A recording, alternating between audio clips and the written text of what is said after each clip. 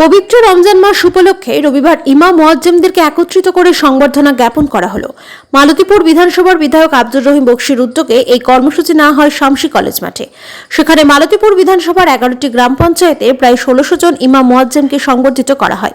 ওই অনুষ্ঠানে উপস্থিত হয়েছিলেন মালদহ জেলা পরিষদের সভাধিপতি লিপিকা বর্মন ঘোষ, জেলা পরিষদ সদস্য মাসুল হক, শিউলি খাতুন, জেলা পরিষদের প্রাণী ও মৎস্য কর্মাধ্যক্ষ রিয়াজুল করিম বক্সি, চাঁচল 2 নম্বর পঞ্চায়েত সমিতির সভাপতি বাদুল সাহা ও তৃণমূলের শ্রমিক সংগঠনের জেলা সভাপতি শুভদীপ সান্যাল সহ অন্যান্যরা।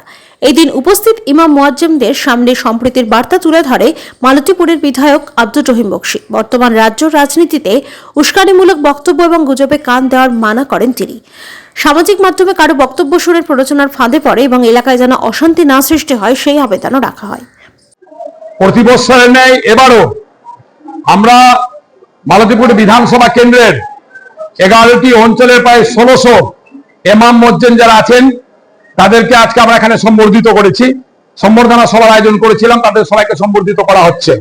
পাশাপাশি প্রায় 1600 এবং এটা লাগাতার ভাবে আমি বিধায়ক হওয়ার পর থেকে শুরু করেছি।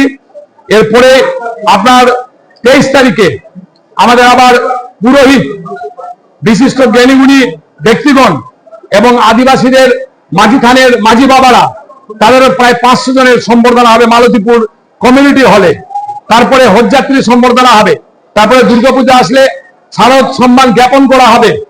এইভাবে আমি বিশেষ করে বিধায়ক হিসাবে গোটা বৎসর ধরে সমস্ত উৎসবে সর্বধর্মের মানুষকে সম্বর্ধনা দিয়ে থাকি। তারই আজকে একটা ইমাম মুয়াজ্জিমের আগামী বছরও থাকবে।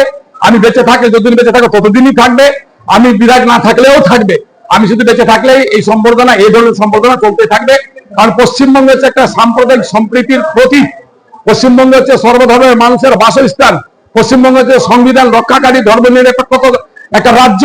ফলে সেটাই আর যে ভালোবাসা, সৌন্দর্য, এটাকে টিকিয়ে রাখার দায়িত্ব আমাদের সকলেরই, তার মধ্যে আমি একজন।